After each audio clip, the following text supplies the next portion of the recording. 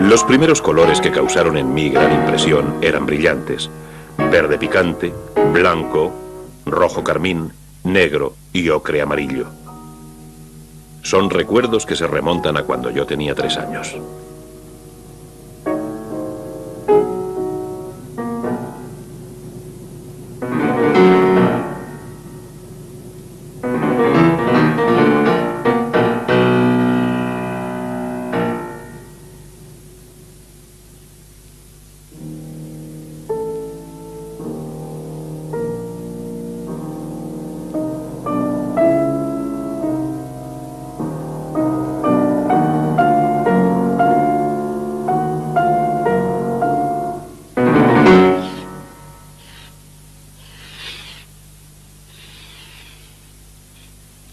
¿Acaso el símbolo más puro sea el inconsciente, el opuesto a nuestras intenciones? Maurice Maeterlinck.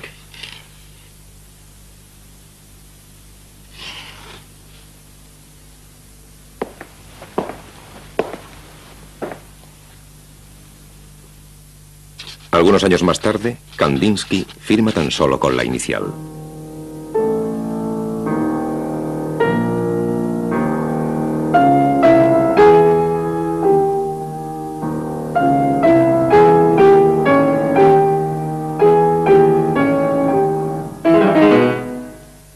El amarillo perturba al hombre. Tal es el efecto del buzón bávaro, por ejemplo. Cuando escribe estas palabras finales en 1913, Kandinsky ya no es un joven. Contemplemos este mapa.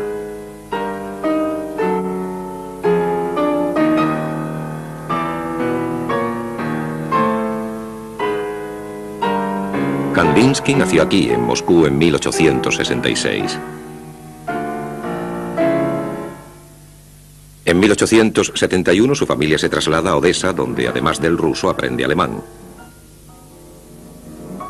Estudia Economía y Derecho en Moscú y en 1896 decide dedicarse por entero a la pintura. Se instala en Múnich. Tiene ahora 30 años. Se encuentra bien situado y lleva una vida de diletante, estudiando, visitando estudios con frecuencia y relacionándose con los movimientos artísticos del cambio de siglo. Viaja.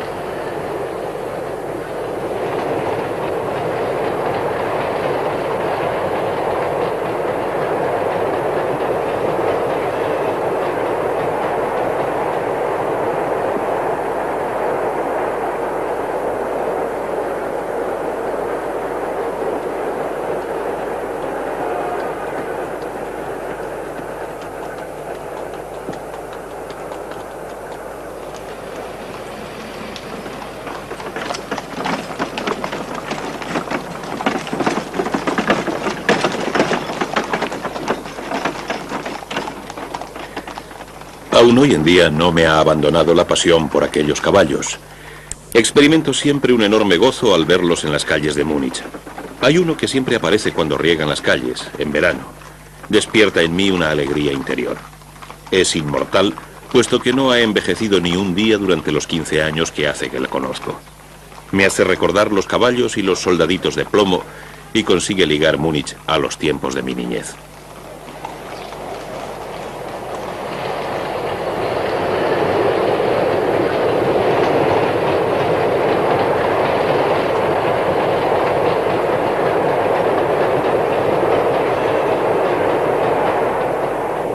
Ahora lleva una vida más ordenada.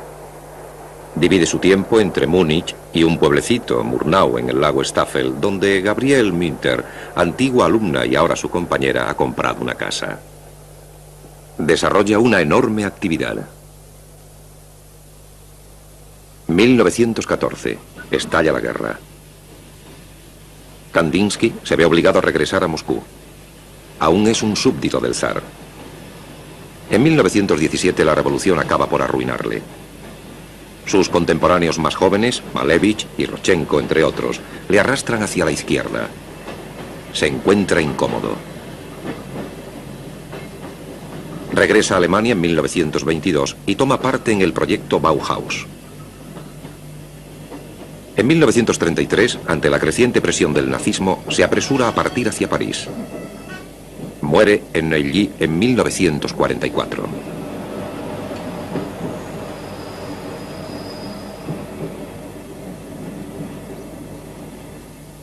Qué destino tan extraordinario el de Kandinsky.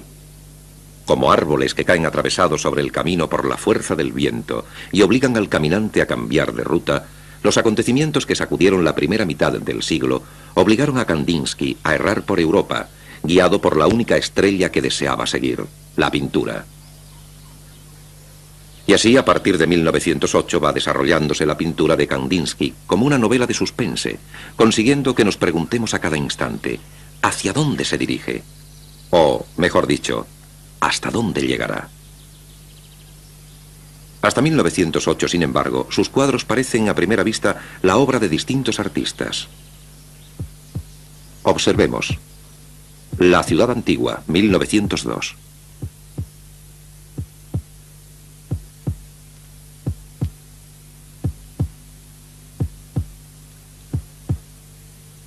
Ciudad árabe, 1905.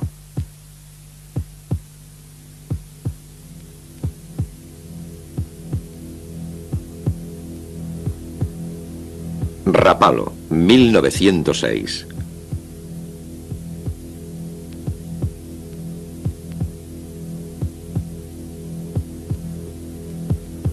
El Parque de Saint-Cloud, 1906.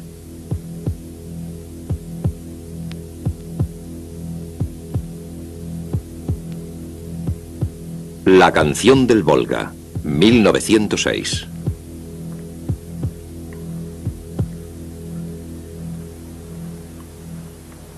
Un día, estando en mi estudio de Múnich, quedé atónito ante una visión sorprendente. Justamente en ese momento comenzaba a ponerse el sol. Volvía a casa con mis pinturas tras concluir un boceto y me hallaba aún inmerso en mis pensamientos y absorto en el trabajo que acababa de terminar, cuando súbitamente distinguí un cuadro de belleza indescriptible que parecía resplandecer con un brillo interior propio. Vacilé un instante y a continuación me apresuré hacia aquel lienzo misterioso del que solo percibía formas y colores y cuyo contenido me resultaba incomprensible. No tardé en hallar la solución a aquel rompecabezas. No era sino uno de mis propios cuadros colocado del revés, de cara a la pared. Al día siguiente, a plena luz, intenté recuperar la sensación que había experimentado la tarde anterior, pero lo conseguí solo en parte. Incluso al revés, conseguía siempre reconocer los motivos y me faltaba aquella luz sutil del ocaso. Fue en aquel momento cuando supe con seguridad que el motivo perjudicaba mi pintura. Se abrieron ante mí un abismo terrorífico y un sinnúmero de preguntas. ¿Qué debía buscar para reemplazar el motivo? Sí, ¿de qué iba a servirse para reemplazar el motivo ausente? En 1910, Kandinsky pinta esta acuarela considerada como la primera acuarela abstracta. Aquel mismo año concluye su ensayo acerca de lo espiritual en el arte, en el que afirma: Quizá porque aún nos encontramos en las primeras etapas de la pintura, no estamos lo suficientemente maduros como para extraer una experiencia interna de las combinaciones de color y forma emancipadas hasta su estado más puro. Hoy en día la mayor parte de las obras de Kandinsky se encuentran en los museos, en ambientes neutros diseñados más para el placer del espectador que por imposiciones arquitectónicas. ¿Qué es entonces lo que ocurre cuando una cámara se desliza tras dos personajes simbólicos, el hombre que habla y el hombre que pasea?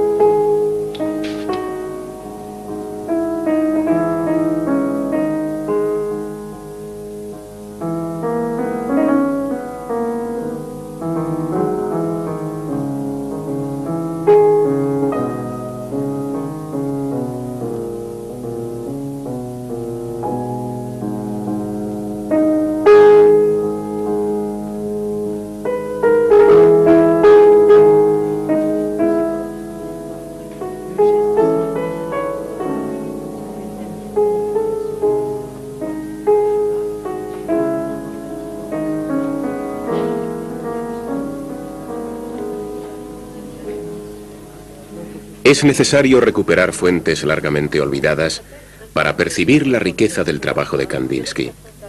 Para él, este es un periodo extraordinariamente productivo.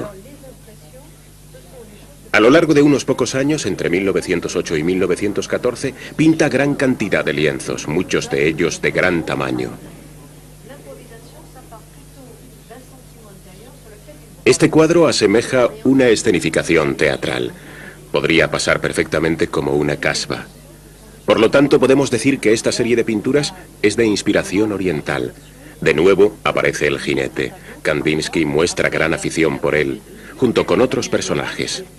No existe explicación alguna para esta composición. Lo que sin embargo resulta importante es la interacción del color en sus obras.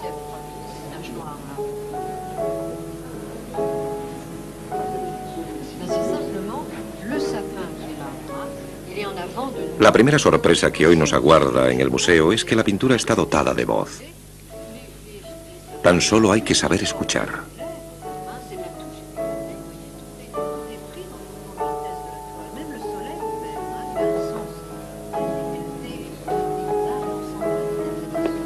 El martilleo de este comentario constante, cuyo único propósito es conseguir que hablen los cuadros, se considera inicialmente como un acto de apropiación comparable al que hace que los muchachos y gran número de adultos garabateen expresiones cálidas y estereotipadas sobre los muros de los edificios públicos, corazones atravesados por flechas o iniciales entrecruzadas. El hombre que habla jalona su territorio mediante el comentario del mismo modo que el chiquillo hace lo propio por medio de pintadas.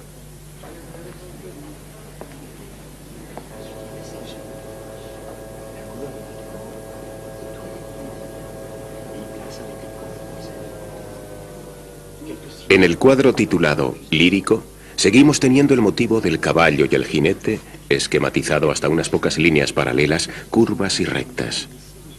También se nos presenta el motivo de los árboles deshojados. Los árboles recuerdan intensamente los dibujos de palotes de los niños. Las imágenes de Kandinsky se hacen cada vez más y más dispersas. Retiene tan solo algunos motivos. Merece la pena observar el impacto de la mancha, tanto cuando es definida como cuando resulta indeterminada. Y así lo mismo que le ha ocurrido a la Mona Lisa, a Olimpia o a las señoritas de Aviñón, le ha sucedido a la pintura de Kandinsky. Jamás volverá a guardar silencio. El hombre que pasea lo entiende. Al igual que los amantes distraídos que abrazan a una mujer inexistente, el pintor ejercita gestos precisos cuyo resultado es para él imposible, o al menos muy difícil adivinar.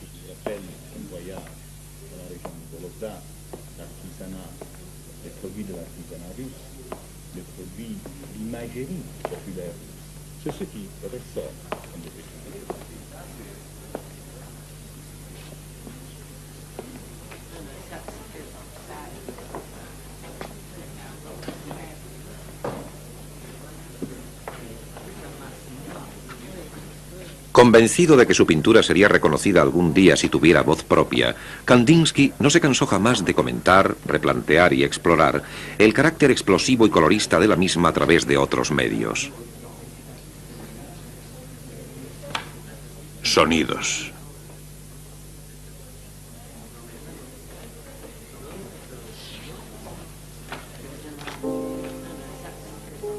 Sonidos.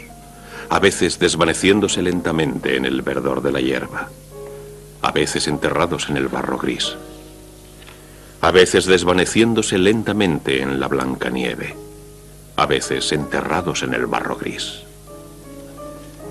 Yacen largas cañas negras, gruesas y alargadas, yacen largas, largas cañas, cañas, cañas.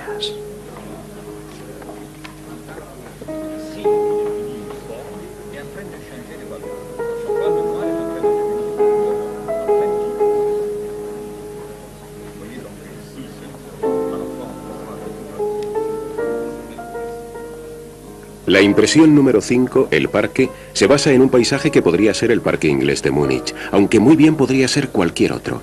Podría ser perfectamente la reproducción de algún cuadro de otro artista alemán cualquiera. De algún cuadro en el que podríamos haber visto en primer plano a una hermosa dama cabalgando, ataviada con un vestido verde, un sombrero rojo, un velo azul al viento, y detrás un hombre tocado por un sombrero, también a caballo. Pero ahora el motivo se ha visto reducido a unas líneas esenciales que aún nos permiten identificar la escena. Lo más curioso es la absoluta separación entre la zona coloreada y el signo.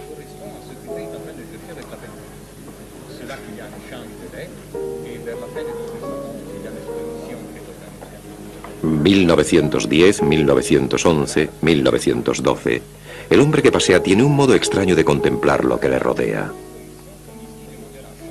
Dirigiremos 10 miradas al lienzo, una a la paleta y media a la naturaleza.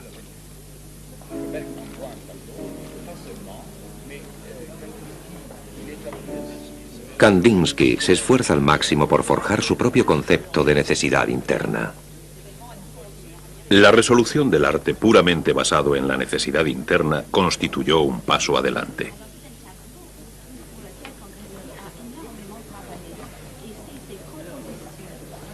En composición 4 existen también varios motivos reconocibles. Los enamorados mirando de izquierda a derecha. El motivo de los personajes que desaparecen en la distancia al fondo del paisaje. El centro se halla ocupado por una especie de ciudadela fortificada que Kandinsky llamó burgo o fortaleza. Y en primer plano vemos 3 guerreros tocados con penachos rojos y armados con lanzas. Luego, si observamos la parte inferior, vemos unos pequeños objetos, diminutas líneas negras horizontales o verticales que yo personalmente identifico como remeros. Así pues, existe el motivo. Nos hallamos frente a una pintura temática. Lo más importante, sin embargo, es el uso de los amarillos, azules y rojos a tal escala. La relación constante de Kandinsky a la musique. Kandinsky n'était pas musicien. Kandinsky n'a jamais fait de la musique. Mais je vous ai dit que Kandinsky avait ses parents qui jouaient de la musique. Donc cette relation avec la musique, même s'il ne la faisait pas, il était. Il aimait beaucoup la musique de Wagner. D'une part. D'autre part, c'est aussi peut-être un peu... El hombre que pasea no observa a las mujeres. Desde luego, Anya, Gabriel y Nina sugieren un modo totalmente distinto de seguir el itinerario de Kandinsky. Pero, si nos paramos a pensarlo, el hombre que pasea posee las manos delicadas de un estrangulador.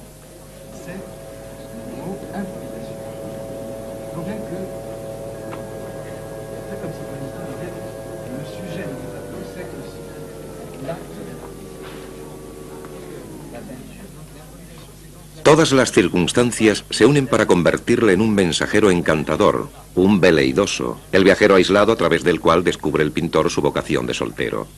Desde el retrato de Minter que se encuentra en Múnich, no hay una sola figura humana, ni tan siquiera un sencillo rostro de mujer. No, grita Kandinsky, esta fusión de rojo no es el momento más bello. Es tan solo el acorde final de la sinfonía que anima, da vida a cada color vívidamente, que permite y obliga a Moscú entero a resonar como el finale fortísimo de una orquesta gigante. El hombre que pasea no protesta.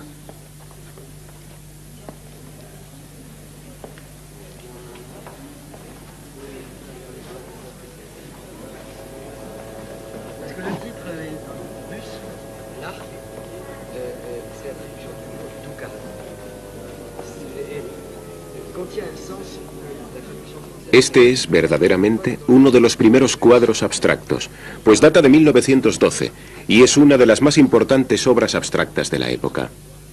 El cuadro de la curva negra no posee motivo reconocible.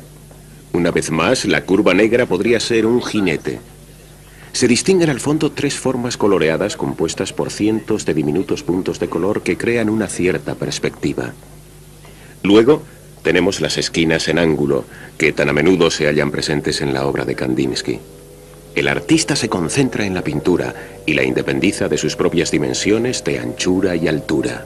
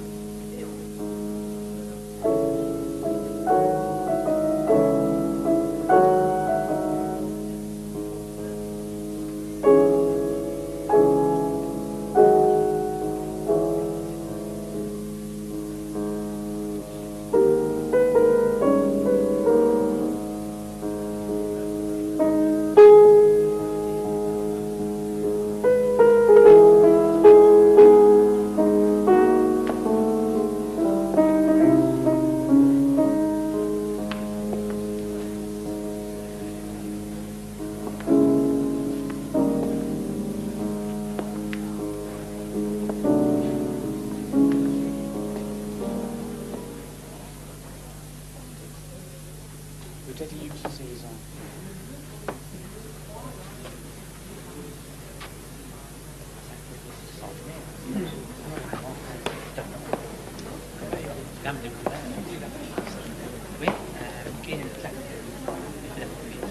Il y a toujours ce dynamisme.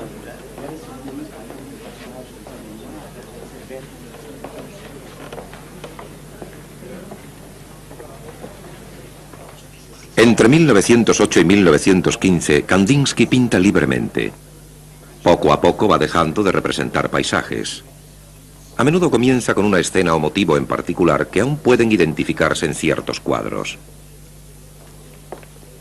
Crea un sistema de pictogramas o jeroglíficos y utiliza una serie de signos que cada vez resultan más importantes para él y que se repiten una y otra vez durante el periodo moscovita, entre 1915 y 1921. Lo que sí resulta extraordinariamente interesante es que desde un punto de vista espiritual, el signo representa el redescubrimiento de la pintura y abre toda una gama de nuevas posibilidades.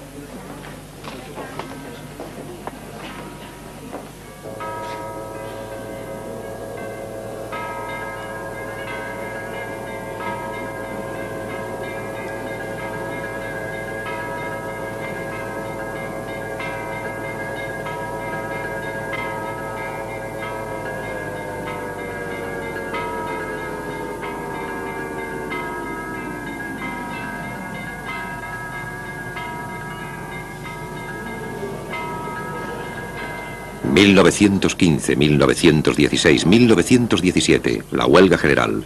la abdicación del zar... la revolución... Kerensky... Lenin. En octubre seguí el desarrollo de la revolución desde mi ventana.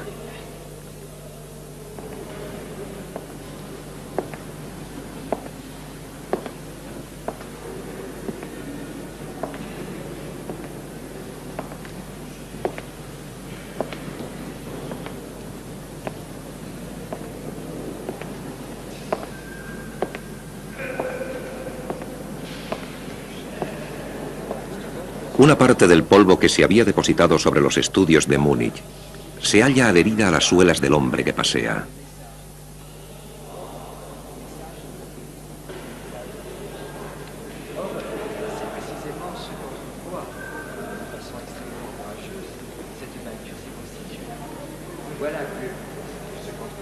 Los últimos cuadros a veces recuerdan a los lienzos del periodo de Múnich, pero hay una diferencia. Los colores han cambiado.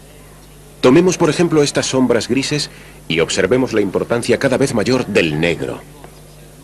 Los colores son menos brillantes. Cada vez se persigue más la complejidad.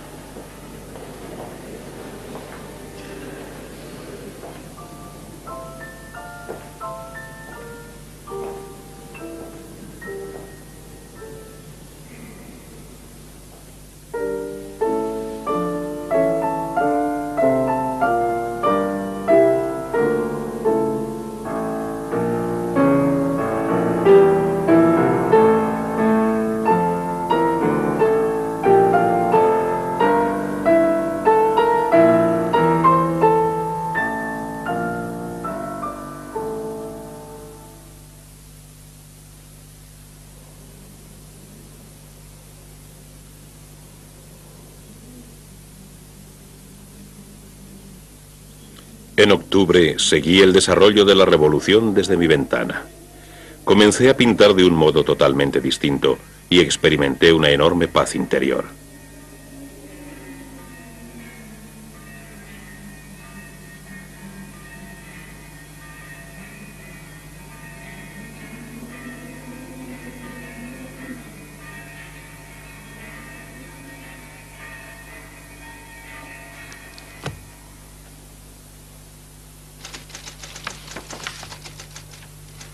Azul. El azul se intensifica y luego desaparece, como un silbido agudo y tenue, forzado.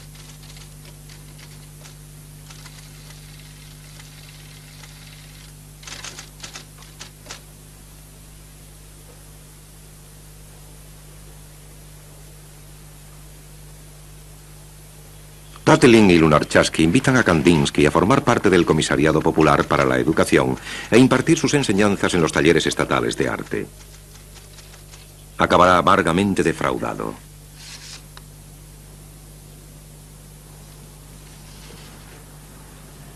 Kandinsky deja de pintar en 1918, al requerírsele que se adapte a una serie de políticas que van a definir el sistema de enseñanza de las bellas artes en Moscú. Solamente vuelve a pintar después de dimitir de sus cargos en los diversos organismos a los que pertenece. No dimite por motivos políticos, sino porque difiere de los puntos de vista de algunos artistas rusos, algunos de los cuales son bastante más jóvenes que él, que le reprochan el hecho de ser ruso y haber realizado su carrera en Alemania mientras ellos se entregaban a crear arte para el pueblo. Kandinsky rechaza aquella colectivización.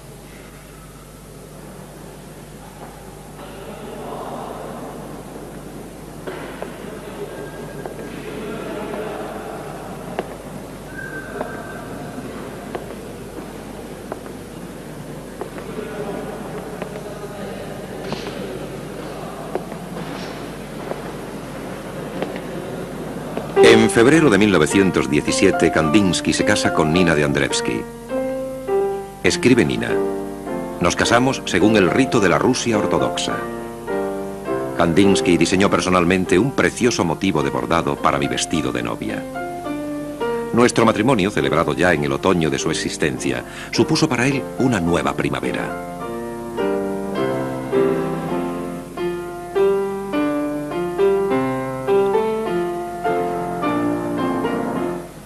En 1916, de regreso a un Estocolmo neutral, en el que se celebraba una exposición de sus obras, se reúne con su amiga Gabrielle Münter y rompen la relación que mantenían.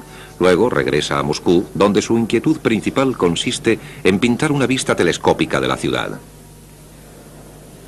Vemos aquí un cuadro en el que se condensa todo lo que ha desarrollado en Múnich, es decir, los paisajes telescópicos que parecen desarrollar rotación propia. La mirada del espectador continúa paseando. Se observan asimismo pequeñas figuras. Desgraciadamente nos quedan tan solo pequeños esbozos de este cuadro que nunca se llegó a completar.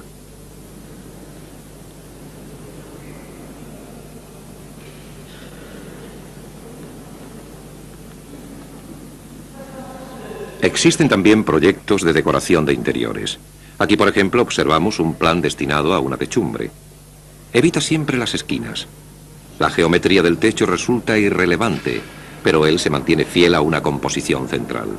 En este caso, óvalos superpuestos con un paisaje doble.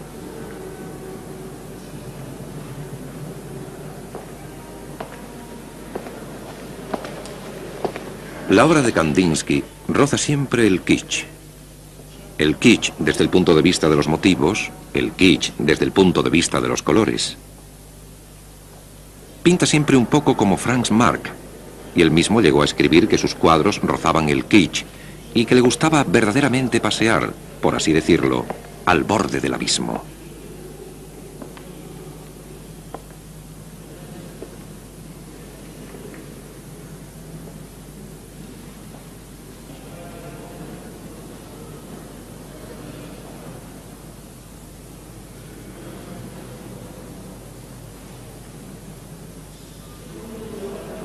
Vuelve a pintar en 1921 tras obtener permiso de las autoridades soviéticas para participar en una exposición en Berlín. Durante este periodo produce una serie de cuadros nuevos que aún incluyen elementos característicos. El paisaje volcado, la construcción diagonal y las esquinas en ángulo. Al mismo tiempo desarrolla un nuevo vocabulario geométrico. Lenta pero firmemente, los zigzags se van convirtiendo en decididos trazos relampagueantes. Las formas flotantes se convierten en pequeños triángulos y ya resulta obvio que, decididamente, Kandinsky se ha visto influenciado por Rodchenko y Malevich.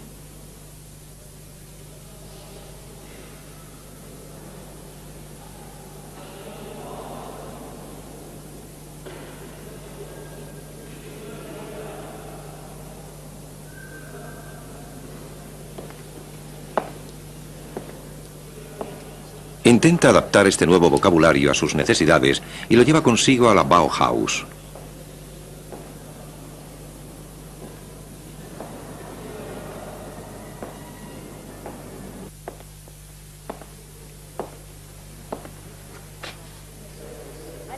...1922, 1923, 1924... la pintura ha cambiado de lenguaje.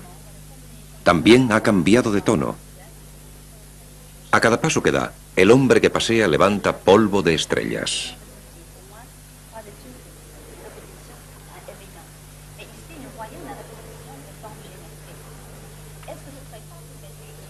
La pintura no es sino la colisión atronadora de mundos diferentes, destinados a crear un mundo nuevo a partir del violento forcejeo que entre sí mantienen.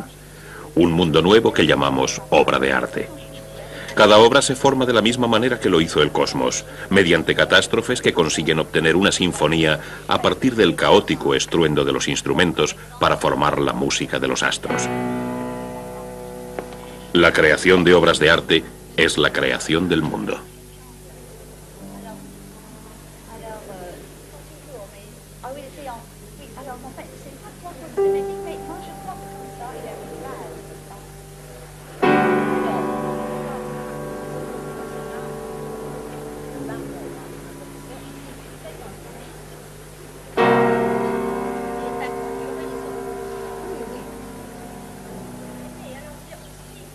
A lo largo de 3 años trabaja exclusivamente con el círculo.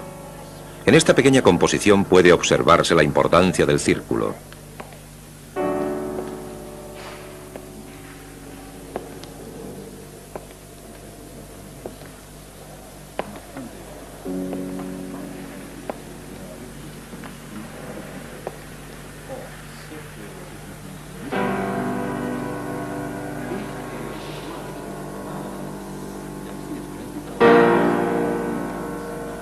Este fondo negro, cósmico, resulta familiar. Lo encontramos también en los cuadros de Rodchenko.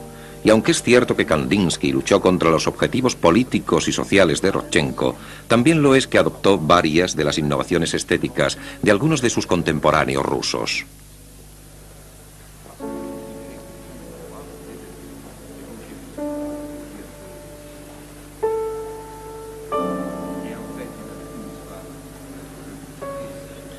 El círculo que con tanta frecuencia he pintado recientemente puede describirse en ocasiones como romántico, sin más.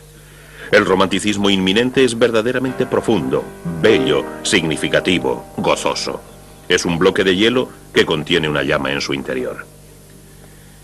¿Qué le vamos a hacer si hay personas que perciben solo el hielo y no el fuego también?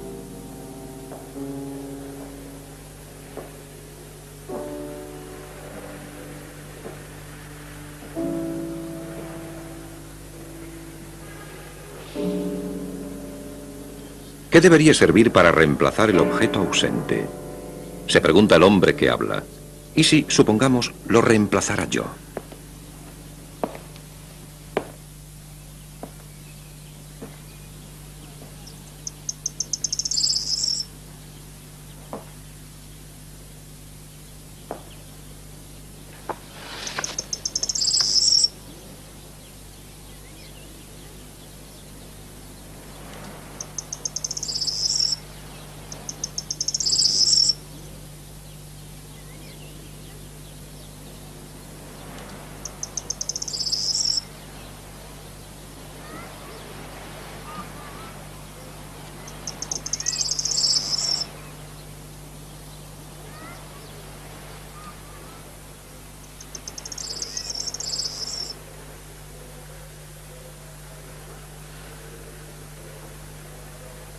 En 1922, Kandinsky es nombrado maestro de formas del Departamento de Pintura Mural de la Bauhaus. Trabaja con sus alumnos en el diseño de grandes murales destinados a decorar la exposición del Jury-Freie de Berlín. Tan solo han sobrevivido unos pocos modelos.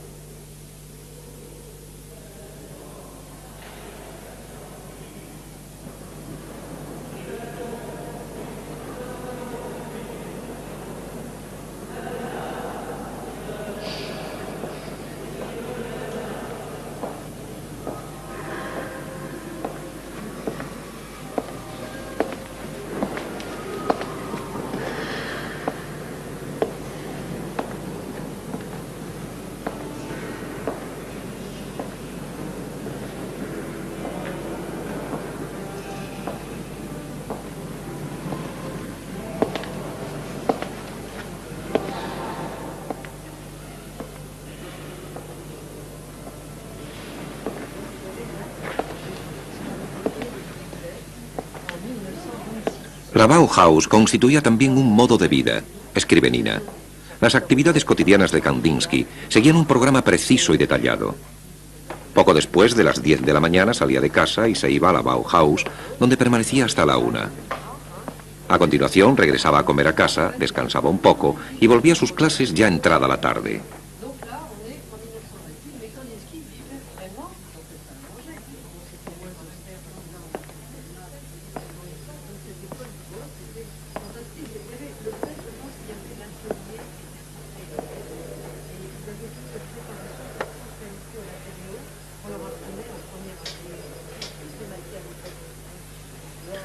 El punto es un mundo diminuto, recortado de un modo más o menos simétrico y prácticamente divorciado de lo que le rodea.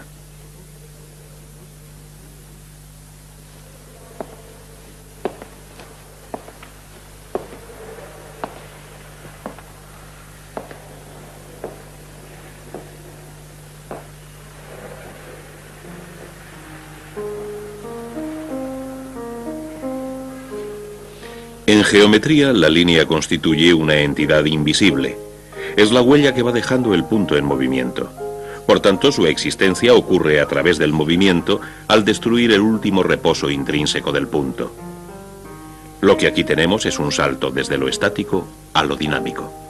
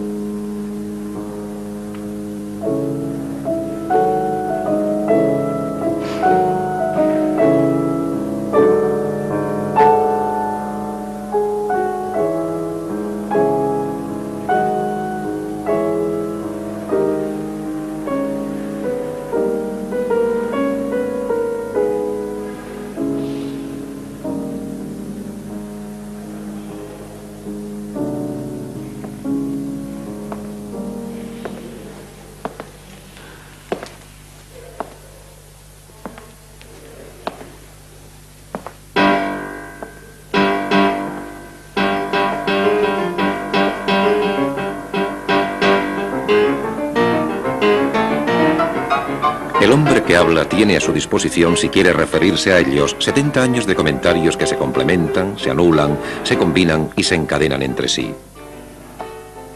En 1913 escribe Kandinsky: Así es como aprendí a enfrentarme al lienzo, a considerarlo como una entidad opuesta a mi voluntad y a forzarlo a someterse a ella. Y añade: Como un conquistador europeo que penetra la selva virgen provisto de hacha, pala, martillo y sierra y alcanza territorios aún no hollados por el ser humano, transformándolos para adaptarlos a sus necesidades. Dulces palabras, palabras de un soltero. El hombre que pasea disimula a duras penas una sonrisa de triunfo.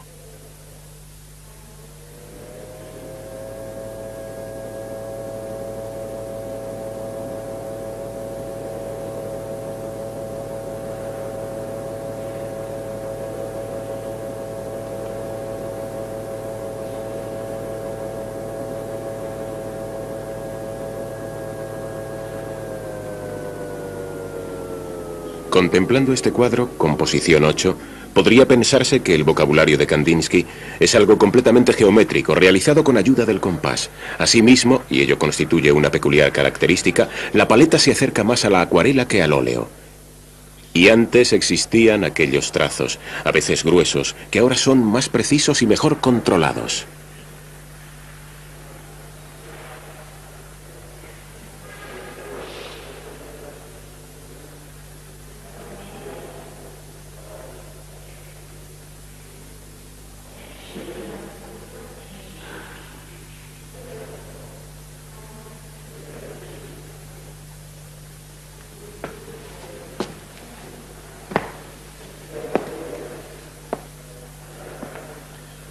Amo hoy el círculo igual que en otro tiempo amara el caballo.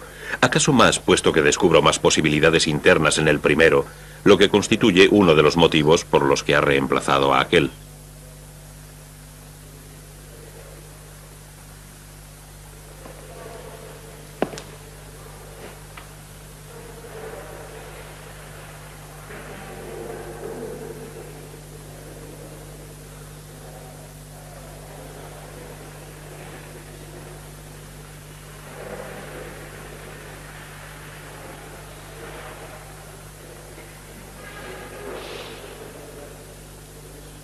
...1933... clausurada por el régimen nazi, la Bauhaus sobrevive durante algunos meses en Berlín y luego cierra sus puertas.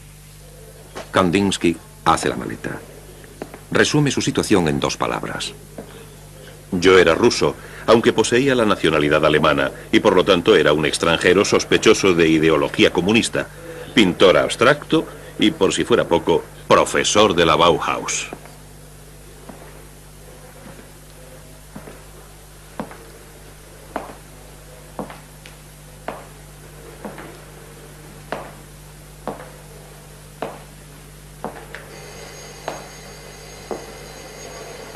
Quisiera hacer ciertas observaciones sobre este lienzo amarillo.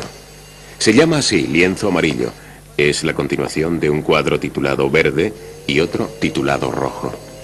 Si observamos el fondo de este cuadro, resulta casi opaco comparado con los otros, y lo que prevalece no es la composición, sino el hecho de que se trata del color amarillo. Puedo asegurarles que este amarillo resultaba bastante chocante para el París de la época. A partir de 1934, rodeado del espacio transformado del museo, el último estilo de Kandinsky parece liberado de teoría alguna. Nos encontramos ya lejos del geometrismo lineal de la década anterior, y más aún de las tonalidades dramáticas del periodo Múnich-Murnau. El hombre que pasea podría perfectamente acercarse a saludar al artista. Podría incluso saludar también al narrador, cuyo murmullo se ha debilitado repentinamente.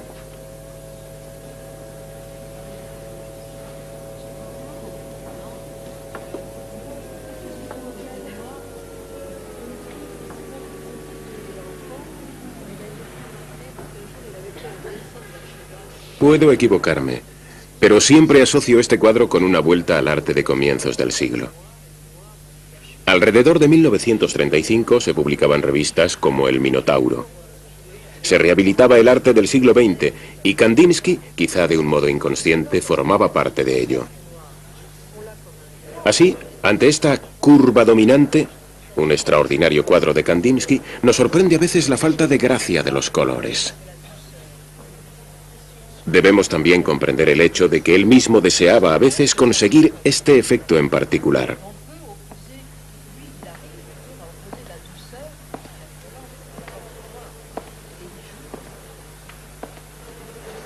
El equilibrio se obtiene mediante un pequeño trazo final de color.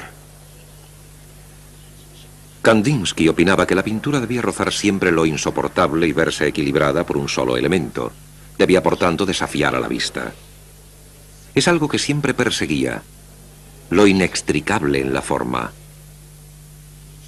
Intentaba explicarlo, expresarlo también por medio del color, pintando un cuadro tras otro y manteniendo al mismo tiempo una gama de color relativamente semejante. Creando algo nuevo cada vez, experimentando diferentes combinaciones cromáticas. Nina Kandinsky dijo en 1946, puede que exagerando un poco, que Kandinsky durante sus últimos años tiraba a la basura todos los botecitos de pintura antes de comenzar un nuevo lienzo para no verse tentado de utilizar de nuevo el mismo rosa o el mismo azul.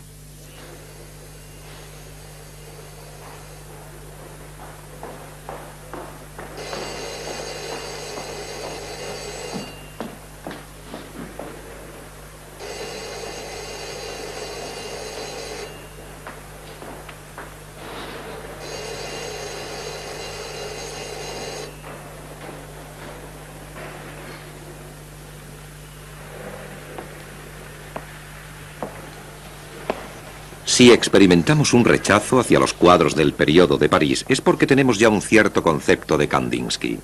Es decir, los contemplamos como obras seniles, aunque se encuentran muy lejos de serlo. ¿Quién podía en 1940 pintar un cuadro como Partie diverse? Debemos contemplar el cuadro como lo que es. Podría ser una partida de damas, como dijeron los críticos de la época, o un hermoso trozo de brocado. Pero en 1940 la guerra seguía siendo algo remoto. Francia no se hallaba aún ocupada. Y aún así todo el mundo se dedicaba a pintar motivos inquietantes. Kandinsky, sin embargo, se dedica a un tipo de arte que resulta placentero. Al mismo tiempo, este cuadro nos resulta algo inquietante, pues se compone de elementos y colores que nos hacen pensar en artículos de sombrerería o en ropita para bebé. Sin embargo, aprendí a contemplar este cuadro con ojos nuevos cuando lo vi expuesto en Múnich, junto a un Burachello y a un Falström. Kandinsky opinaba que el dibujo que figura en la parte izquierda del cuadro influye directamente sobre la superficie pintada. En mi opinión, no deberíamos negarle este aspecto lúdico. Incluso si no nos gusta, deberíamos preguntarnos por qué no. ¿Por qué pintar no habría de resultar divertido?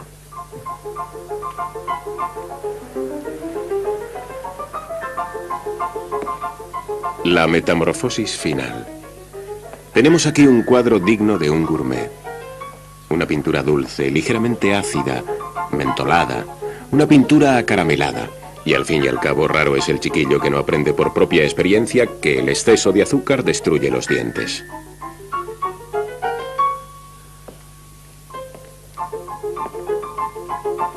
Un universo de burbujas, de cosmogonías diminutas y a menudo divertidas, que saltan en un torrente de efervescencia. Algunos lienzos poseen el frescor de un copo de nieve.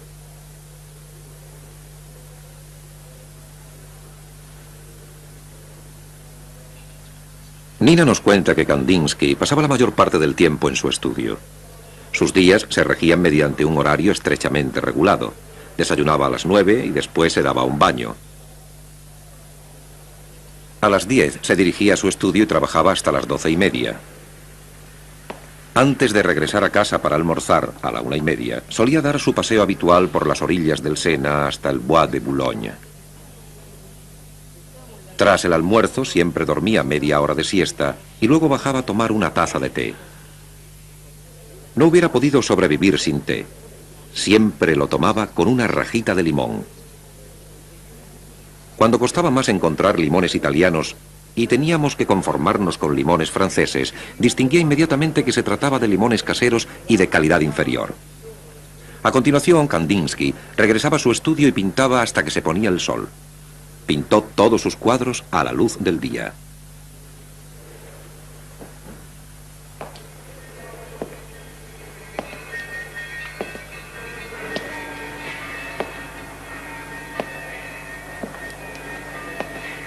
Pasan los años y el hombre que pasea envejece. El ayer carece de sentido. Bajo la voz del narrador distinguimos el eco de las campanas de las 40 veces 40 iglesias de Moscú. Y por las calles, a la velocidad del rayo, galopa un caballito de plomo.